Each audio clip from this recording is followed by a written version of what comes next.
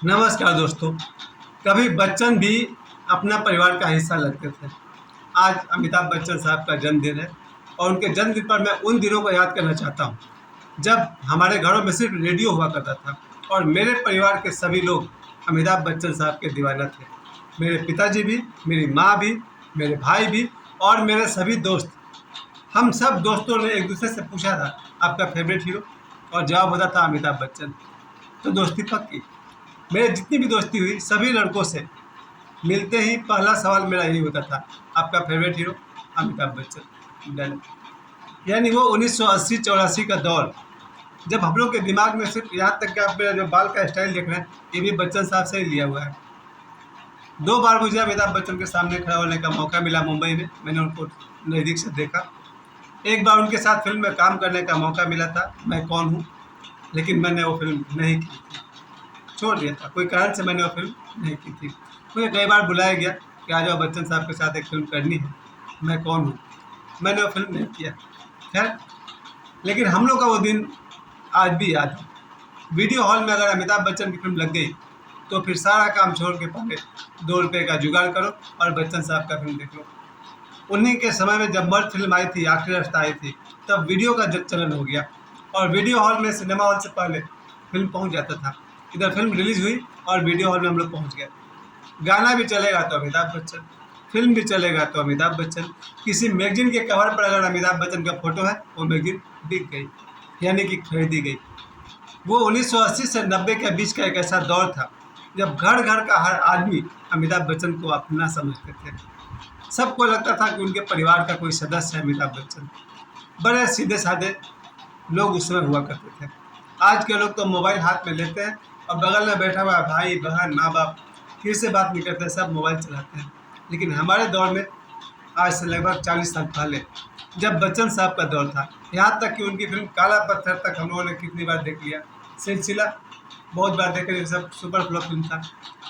दूरदर्शन पर अगर अमिताभ बच्चन की फिल्म है तो सुबह से इंतजार करते थे, आज परिवार फिल्म दिखाया जाएगा। क्या दौर था हम लोग के दिन। मैं अकेले की बात नहीं कर रहा हूँ, जिनकी भी उम्र आज लगभग 40 साल से ऊपर है, वो लोग मेरे आज के इमोशन को समझते होंगे। अब आज से 2 महीना पहले अमिताभ बच्चन और बाबा बागेश्वर एक साथ अनंत अंबानी जी की शादी में मौजूद थे। दोनों ने एक दूसरे को नमस्कार किया। तब मुझे लगा ये भी एक सुपरस्टार और ये भी एक सुपरस्टार। एक सुपरस्टार अमिताभ बच्चन साहब थे और दूसरा सुपरस्टार बाबा बागेश्वर। दोनों ने एक दूसरे को नमस्ते किया।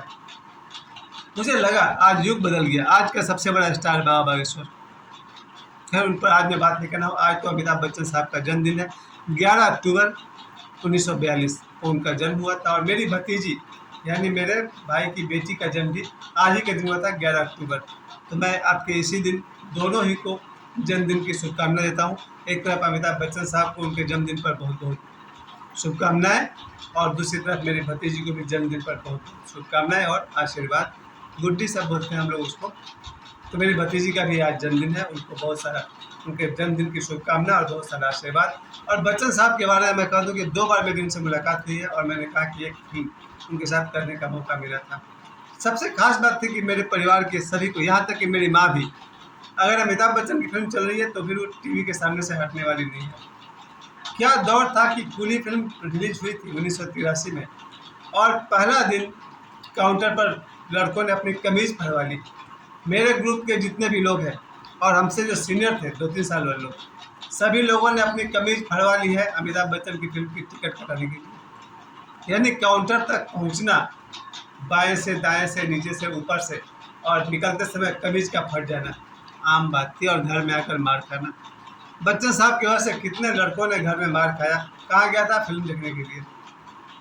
दूसरी बात मैंने ये भी देखी कि सिर्फ अमिताभ बच्चन के कारण ही लाखों लड़के हर साल मुंबई पहुंच जाते थे एक्टर बनने के लिए, और उन लाखों में से एक बनता था, बाकी 99,999 वही स्ट्रगल करते करते या तो कुछ थक हार के लौट आते थे और कुछ वहीं रह करके जैसे तैसे जूनियर आर्टिस्ट के रूप में या कोई नौकरी करके अपना गुजारा करते थे। समाज को मुंह दिखाने में भी शर्म आती थी। मेरे ख्याल से अमिताभ बच्चन के कारण सबसे ज़्यादा लड़के भागकर मुंबई गए अमिताभ बच्चन बनने के चक्कर में। उनमें से 2-4-5 बन गए और लाखों वहीं पर धक्के खा रहे या लौट के अपने गांव आ गए, लौट के बुद्धू घर पे आए। उसमें से एक मैं भी हूँ। बच्चन साहब को देख देख करके मुंबई पहुंचा जब मेरी दाल नहीं गली तो लौट के वापस पाथरडी, और यहाँ मैं बहुत साल तक टीचर रहा और अभी ट्यूशन मास्टर, और शायद कुछ भी नहीं। आज दुर्गा पूजा का 9वां दिन भी है। इस नवमी के अवसर पर मैंने सोचा आज कोई संकल्प की जाए।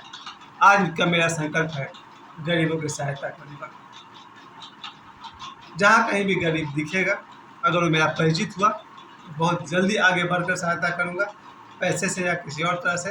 अगर अपरिचित है तो उसके मांगने पर सहायता करूँगा, क्योंकि हर व्यक्ति का स्वाभिमान होता है, किसी के स्वाभिमान को ठेस नहीं पहुँचाना चाहिए। लेकिन मैं ये भी नहीं चाहता हूँ कि देश में गरीबी रहे, कि हमें गरीबों के सहायता का संकल्प लेना पड़े। मैं दुर्गा पूजा में महसूस कर रहा था कि जितने भी लोग, मैं अपने पॉकेट में 500 रुपया चेंज लेकर घूमता था। आज तीसरा दिन था दुर्गा पूजा का, सप्तमी, अष्टमी, नवमी। मेरे जेब में 500 रुपये रहते थे हमेशा, और वो चेंज में लिए रहता था। जहाँ कोई मुझे दिखता था कि शायद ये पैसे से कमज़ोर है तो मैं उसको पैसे देता था। इन 3 दिनों में मैंने पैसे दिए, और कल भी दूंगा, परसों भी दूंगा। मेरे पॉकेट में हमेशा रहेगा 500 रुपये। अगर मुझे लगा कि कोई आदमी मेरा परिचित है, थोड़ी उसको ज़रूरत है, किसी बहाने से मैं उसके हाथ में पैसे रख रहा हूँ, आगे भी रखूँगा। मेरा जीवन भर प्रयास रहेगा मैं गरीबों की सहायता करूँ, और ये भी मेरी इच्छा है कि हमारे देश में एक भी गरीब न रहे, ताकि मुझे सहायता ही नहीं करनी पड़े। वैसे ही मैंने गरीबी हटाने के लिए ही अब तक 1000 वीडियो जो मैंने डाले हैं, उन सभी वीडियो में मेरा कहीं ना कहीं मकसद ये था कि आदमी गरीब न रहे। मेरे किसी भी वीडियो को आप उठाइए, मैंने हमेशा लोगों के मॉडल को, मनोबल को ऊपर उठाने की कोशिश की है, ताकि आदमी मन से मजबूत बने। और मन से मजबूत हो गया तो पैसा कमाना बहुत मामूली बात है, क्योंकि मेरे से आदमी कमा रहा है, हर आदमी, इवन भिखारी पैसा कमा रहा है। और मेरी माँ तो ये भी कहती है नाचने वाली भी पैसा कमा लेती है। और किसी भी वर्ग के लिए पैसा कमाना आसान है। थोड़ा पैसे की तरफ कंसंट्रेट कीजिए, पैसे की तरफ फोकस कीजिए, पैसे की लालच बढ़ाइए, पैसे के लालची बनिए, पैसा आ जाएगा। मैंने देखा है दुर्गा पूजा में सब लोग दुर्गा जी के उत्सव में मंडप पर जा रहे हैं देखने के लिए, और कुछ लोग दुकान खोल के बैठे हुए हैं। उनका लालच पैसे पर है कि 2 पैसे आ जाए। शायद लालच या आवश्यकता जो भी कहने कोई रिकॉर्ड नहीं है, हो सकता है उनकी ज़रूरत हो। लेकिन अगर पैसे का लालच हो जाए तो पैसा कमाना आसान है। और शायद जितने लोगों ने भी पैसे कमाया है वो सब पैसे के लोग ही थे, क्योंकि आवश्यकता जितना पैसा कमाना वो तो किसी संतोषी आदमी की बात है। एक व्यक्ति जो जानता है मेरी ज़रूरत 5-10 हज़ार है, वो उसके आसपास की नौकरी करता है और बड़ा संतोष से रहता है, वो तो बहुत महान बात है। लेकिन पैसे का लोभ अगर आ जाए तो पैसा भी कमाया सकता है। फिलहाल मेरा यही आज नवमी, अष्टमी नवमी एक साथ, नवमी के दिन माता सिद्धिदात्री, आज के दिन मेरा यही संकल्प है कि मैं गरीबों की सहायता करूंगा, और सबसे बड़ी सहायता करूंगा उनके मनोबल को ऊंचा करने में, उन्हें शिक्षित करने में, उन्हें हिम्मत बढ़ाने में, उन्हें कोई रोजगार का रास्ता दिखाने में, हो सका तो रोजगार के लिए थोड़ी पूंजी देने में, यानी कैपिटल देने में। अगर सही व्यक्ति को थोड़ी सी आर्थिक सहायता दे दी जाए, इवन 10,000 रुपये भी किसी को दे दीजिए, तो प्रतिदिन 100-200 रुपये कमा सकता है, दुकानदारी से, बिजनेस से, कैसे भी। 10,000 रुपये अगर किसी को दिए जाए तो रोज़ का 1-2 हज़ार रुपये कमा सकता है, और मेरे पैसे भी 10,000 वापस कर देगा, उसका घर भी चल पड़ेगा। तो मेरा सबसे बड़ा कोशिश है आज से इस 9वें दिन पर गरीबों की सहायता करूंगा। और बैक टू 11 अक्टूबर और बच्चन साहब के जन्मदिन पर मैं एक बात और याद दिला दूँ, जब उनको 1983 में कूली फिल्म के सेट पर चोट लगी थी, करोड़ों लोग उनके लिए प्रार्थना कर रहे थे कि बच्चन साहब सकुशल लौट आए। खतरा तो ये था कि बच्चन साहब जीवित नहीं बचेंगे। लगभग 6 महीने तक वो कोमा में रहे। उस दौरान देश के करोड़ों लोगों ने, लड़कों ने, बूढ़े माताओं ने, कितनों ने तो उपवास किए। मिथुन चक्रवर्ती साहब भी करते हैं, उन्होंने भी कोई व्रत रखा था, और भी कई लोगों ने व्रत रखा था। बड़े बड़े मंदिरों में उन्होंने मन्नत मांगी थी कि बच्चन साहब स्वस्थ होकर लौटें। सोचिए बच्चन कितने अपने थे हमारे उस ज़माने में, जब उनके लिए लोग व्रत और मन्नत रखते थे, जब उनको चोट लगी थी कूली में। और 6 महीने बाद वो चमत्कार हुआ कि बच्चन साहब स्वस्थ होकर अपने घर लौटे। उसमें सिर्फ डॉक्टरों की करामात नहीं है, सिर्फ उनकी पत्नी और परिवार वालों का त्याग नहीं है, बल्कि देश के करोड़ों बच्चन साहब के चाहने वालों का भी उसमें हाथ है। उनकी दुआओं से, उनके आशीर्वाद से बच्चन साहब सब उस घर लौट आए। उसके बाद जब बच्चन साहब ने फिल्मी दुनिया को छोड़ कर 1984 में सियासत ज्वाइन कर लिया, यानी राजनीति में आ गए, कांग्रेस पार्टी से खड़े हो गए।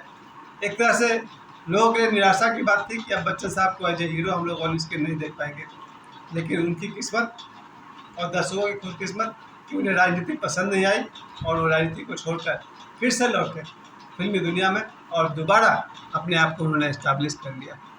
वो दौर था शराबी के बाद गिरफ्तार, मर्द, ये सब फिल्म जो आई, बच्चन साहब ने फिर से अपने आप को इस्टेब्लिश कर लिया। एक गुण उनका बहुत बढ़िया है, आज लगभग 82 साल पार करके आज वो 82 कंप्लीट करेंगे, आज 82 कंप्लीट करेंगे।